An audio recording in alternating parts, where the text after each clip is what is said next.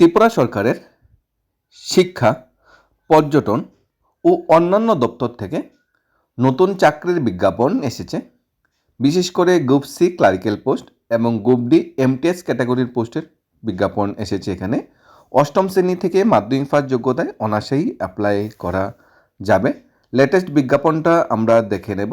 মন্ত্রিসভার সিদ্ধান্ত অনুযায়ী এই চাকরি অ্যাডভার্টাইজমেন্টটা বেরিয়েছে, যার লাস্ট ডেট এক্সটেন্ড করে আপ টু 9/3/2025 করা হয়েছে, অর্থাৎ মার্চ মাসের 9 তারিখের মধ্যে অ্যাপ্লাই করা যাবে।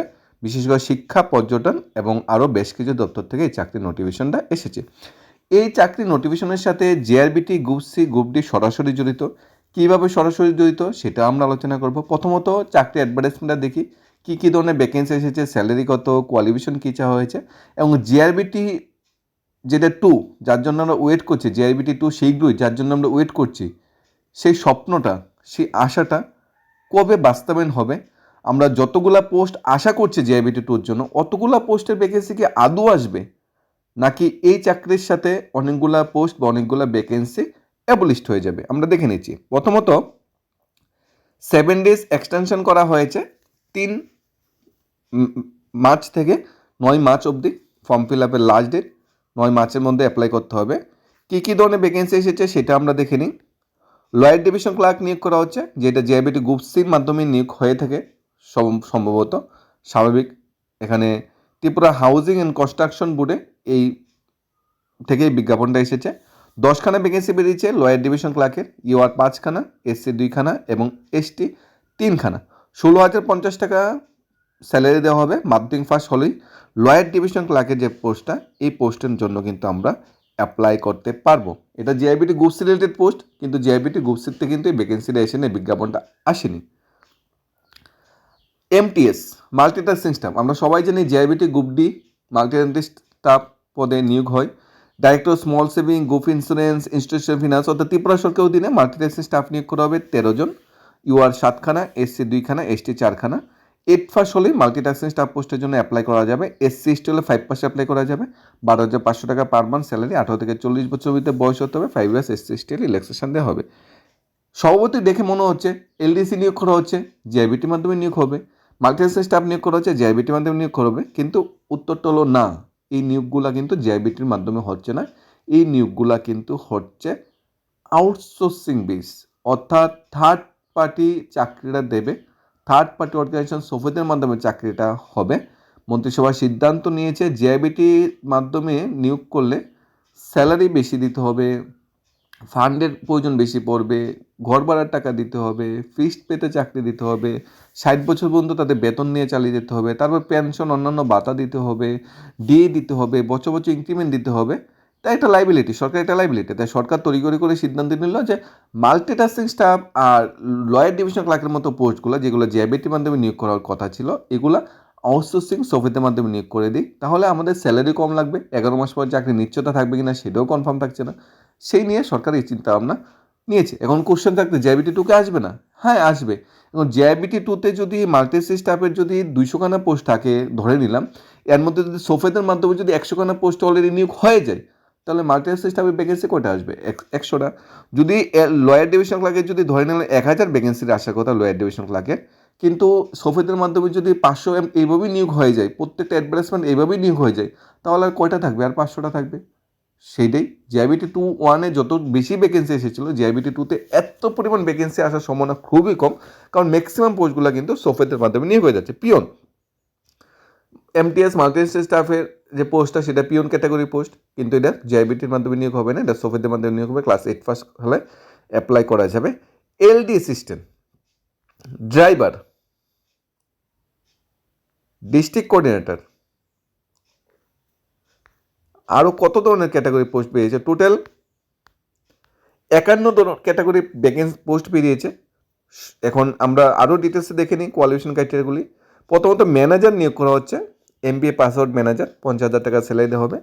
Programme manager, charter accountant password, 60,000 টাকা পার মাস স্যালারি। লয়ার ডিভিশন ক্লার্ক 16,050 টাকা, 10খানা ভ্যাকেন্সি খালি বেরিয়েছে। ইন্স্যুরেন্স মেডিকেল অফিসার 1খানা। ফার্মাসিস্ট নিয়োগ করা হবে, যেটা রেগুলার পোস্টে বা ফিক্সড পেতে স্বাস্থ্য দপ্তরে নিয়োগ করার কথা ছিল, সেখানে কন্ট্রাকচুয়াল নিয়োগ হয়ে যাচ্ছে। পিয়ন, তাছাড়া এলডি অ্যাসিস্ট্যান্ট, ইনোমিনেটর যেটা নিয়োগ করা হচ্ছে 30খানা ভ্যাকেন্সি, ব্যাচেলার ডিগ্রি পাস হলে অ্যাপ্লাই করা যাবে 20,000। এটা টিপিএসসির মাধ্যমে অনার্সে অ্যাপ্লাই করা যেত, কিন্তু এটা সোফেদের মাধ্যমে ডাইরেক্ট নিয়োগ হবে। ড্রাইভারের 3টা ভ্যাকেন্সি বেরিয়েছে, মাধ্যমিক পাস হলে অ্যাপ্লাই করা যাবে। আইটি অ্যাসিস্ট্যান্ট বেরিয়েছে, বিটেক পাস হতে হবে, 28,848 টাকা। নিউরোলজিস্ট 1.5 লাখ টাকা per month salary. Speech therapist 25,000 টাকা per month salary, bachelor degree থাকতে হবে পার্টিকুলার বিভাগে। Financial management accounting expert BBMB pass হতে হবে, 50,000 টাকা পার মান্থ এখানে স্যালারি দেওয়া হবে। আরও যেরকম ভ্যাকেন্সিগুলো বেরিয়েছে ফাইন্যান্সিয়াল এক্সপার্টের। অফিস অ্যাসিস্ট্যান্ট 5খানা ভ্যাকেন্সি বেরিয়েছে। অফিস অ্যাসিস্ট্যান্ট জিআইবিটির মধ্যে অনার্সে নিয়োগ করা যেত, 20,000 টাকা পার মান্থ স্যালারি, গ্র্যাজুয়েশন ডিগ্রির সাথে কম্পিউটারে ডিপ্লোমা বা কম্পিউটার জানা থাকতে হবে। ডিস্ট্রিক্ট কোঅর্ডিনেটর 8খানা ভ্যাকেন্সি বেরিয়েছে। মাস্টার সোশ্যাল সায়েন্স সোশ্যাল ওয়ার্কে 35,000 টাকা পার মান্থ এখানে স্যালারি দিতে হবে। অ্যাসিস্ট্যান্ট এফআরএ নিয়োগ করা হচ্ছে, 8টা ভ্যাকেন্সি বেরিয়েছে। BSc BA in statistics mathematics economics social সায়েন্সে 25,000 টাকা পার মান্থ স্যালারি দেওয়া হবে। তাছাড়া ভ্যাকেন্সি বেরিয়েছে account assistant, retired account engineer, junior engineer নিয়োগ করা হচ্ছে, বিটেক পাস হতে 35,000 টাকা per month salary. Office assistant graduation থাকতে হবে এবং কম্পিউটার থাকতে হবে, 16,500 টাকা পার মান্থ স্যালারি। সর্বোপরি ড্রাইভার নিয়োগ করা হচ্ছে ত্রিপুরা জেনারেল অ্যাডমিনিস্ট্রেশনে, 3টা ভ্যাকেন্সি, 13,267। এই যে ভ্যাকেন্সিগুলো বেরিয়েছে ত্রিপুরা সরকারি বিভিন্ন দপ্তর, জেনারেল অ্যাডমিনিস্ট্রেশন আমরা দেখতে পারি, সেক্রেটারিয়েট দেখতে পারি, ত্রিপুরা ট্যুরিজম ডিপার্টমেন্টে, ত্রিপুরা ফরেস্ট ডিপার্টমেন্ট থেকে ভ্যাকেন্সি বেরিয়েছে, ফরেস্ট ডিপার্টমেন্ট থেকে ভ্যাকেন্সি বেরিয়েছে, ট্রাইবাল ওয়েলফেয়ার ডিপার্টমেন্ট থেকে ভ্যাকেন্সি বেরিয়েছে, ভ্যাকেন্সি হয়েছে ত্রিপুরা ইন্ডাস্ট্রি দপ্তর থেকে, মানে বাণিজ্য দপ্তর থেকে ভ্যাকেন্সি বেরিয়েছে। ভ্যাকেন্সি হয়েছে আরবান ডেভেলপমেন্ট অর্থাৎ নগর উন্নয়ন দপ্তর থেকে ভ্যাকেন্সি বেরিয়েছে। নগর উন্নয়ন দপ্তর গুমতি, উনকুটি, তারপর ধলাই ব্রাঞ্চ, তারপর খুয়াই, তেলিয়ামুড়া, বেলুনে প্রত্যেকটা নগর উন্নয়ন দপ্তর কিন্তু এই নিয়োগটা হবে। ওয়েস্ট ত্রিপুরা থেকে শুরু করে প্রত্যেকটা 8টি জেলার যত নগর উন্নয়ন দপ্তর আছে এবং ইভেন আগরতলা মিউনিসিপ্যাল কাউন্সিলেও কিন্তু নিয়োগটা হবে। তারপর হেলথ ডিপার্টমেন্টে যেমন brain health clinic under north Tripura district health ডিপার্টমেন্টে, ত্রিপুরা তথ্য প্রযুক্তি দপ্তরে, এগ্রিকালচার ডিপার্টমেন্টে অর্থাৎ কৃষি দপ্তরে নিয়োগটা হবে। তাছাড়া আমাদের ডাইরেক্টর স্মল সেভিং ডিপার্টমেন্টে নিয়োগটা হবে। ইকোনমিক্স অ্যান্ড স্ট্যাটিস্টিক্স ডিপার্টমেন্টে এই নিয়োগটা হবে। এমবিবিএস অর্থাৎ শিক্ষা দপ্তরে নিয়োগটা হবে। ইনফরমেশন অ্যান্ড কালচার অ্যাফেয়ার তথ্য প্রযুক্তি দপ্তরে নিয়োগটা হবে।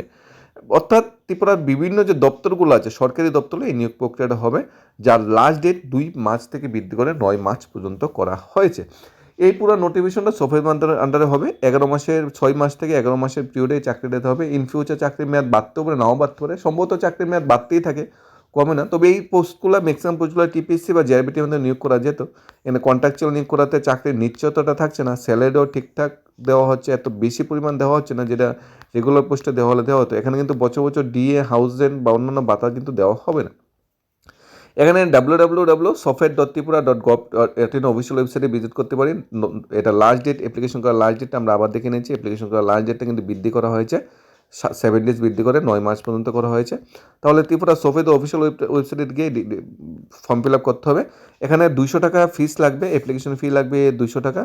পেমেন্ট গেটওয়ে দিয়ে অ্যাপ্লিকেশন ফি দিতে হবে 200 টাকা, 200 টাকা দিয়ে ফর্ম ফিল আপটা করতে হবে। 9 মাস বিকাল 5:30টার মধ্যে অ্যাপ্লাই করতে হবে। এখানে রিটেন ইন্টারভিউ বা প্র্যাকটিক্যাল টেস্টের মধ্যে নিয়োগ হবে। রিটেন হতেও পারে, নাও হতে পারে, রিটেন হওয়ার সম্ভাবনা বেশি।